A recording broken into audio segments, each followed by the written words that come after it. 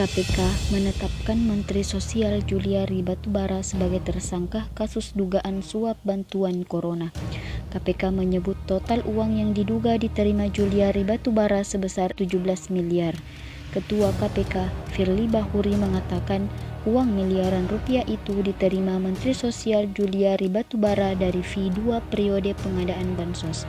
Periode pertama, Firly menjelaskan diduga telah diterima fee sebesar 12 miliar. Mensos Juliari Batubara diduga turut menerima uang senilai 8,2 miliar. Lagi-lagi kasus korupsi kembali mencuat di publik. Dari fakta di atas, korupsi seakan tidak pernah mati, seolah-olah sudah menjadi tabiat dari sistem ini, sekalipun mengklaim negeri ini adalah negeri yang memiliki seperangkat hukum. Bahkan sekalipun di masa pandemi, korupsi tetap dilakukan oleh para pemegang kekuasaan. Inilah wajah buruk dari sistem kapitalis sekuler yang memisahkan agama dari kehidupan. Untuk memegang kekuasaan memang butuh biaya yang tinggi, otomatis membutuhkan sogokan dana dari para kaum kapitalis untuk mendapatkan kekuasaan. Maka tak heran ketika telah berkuasa maka mereka cenderung melakukan korupsi untuk mengembalikan modal yang telah digunakan.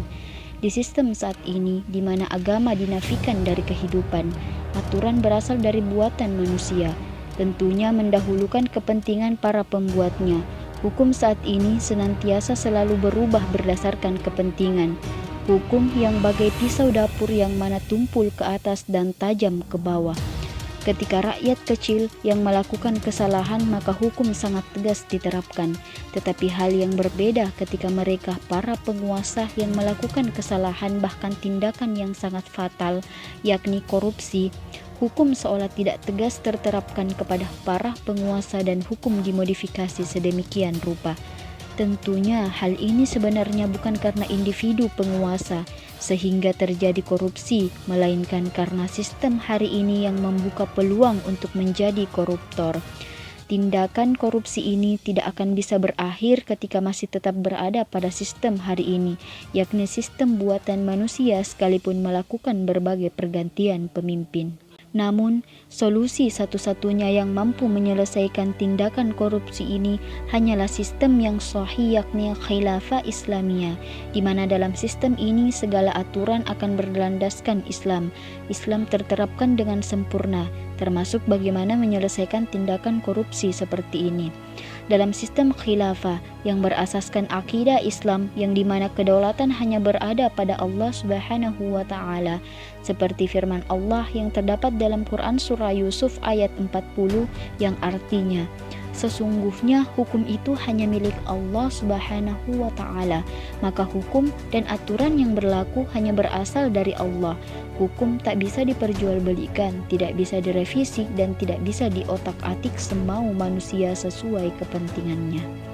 Dalam Islam, penguasa diangkat dengan tidak menggunakan biaya yang tinggi, sehingga pejabat negara tidak melakukan kecurangan seperti tindak korupsi, suap, dan sebagainya. Mereka diangkat menjadi penguasa berdasarkan kapasitasnya, mempunyai keimanan yang kokoh kepada Allah, serta amanah sehingga akan takut melakukan kesalahan. Sekalipun seperti itu, daulah khilafah akan tetap menyediakan seperangkat hukum yang telah disiapkan untuk mengatasi kecurangan yang akan dilakukan oleh penguasa. Sebab, penguasa adalah manusia biasa yang tidak luput dari kesalahan. Adapun upaya yang dilakukan oleh khilafah untuk mengatasi korupsi yakni adanya badan pengawasan atau pemeriksaan keuangan, keimanan yang kokoh, ketakwaan individu untuk pengangkatan menjadi pegawai negara adalah ketentuan yang utama selain profesionalitas, amanah dalam pemerintahan Islam, penerapan aturan haramnya korupsi dan sanksi yang keras karena dalam Islam korupsi disebut dengan perbuatan khianat. Oleh sebabnya, untuk pelaku korupsi, maka hukuman yang akan diterapkan adalah berupa sanksi taksir, yaitu sanksi yang jenis dan kadarnya ditentukan oleh hakim. Bentuk jenis sanksinya mulai dari yang ringan seperti berupa nasihat atau teguran dari hakim, bisa berupa penjara, penggenaan denda, pengumuman pelaku di hadapan publik atau media massa, hukuman cambuk, sampai hukuman yang paling tegas yakni hukuman mati yang teknisnya bisa digantung atau dipancung. hukuman ini sesuai dengan berat ringannya tindakan kejahatan yang dilakukan. Wallahu a'lam bishawab.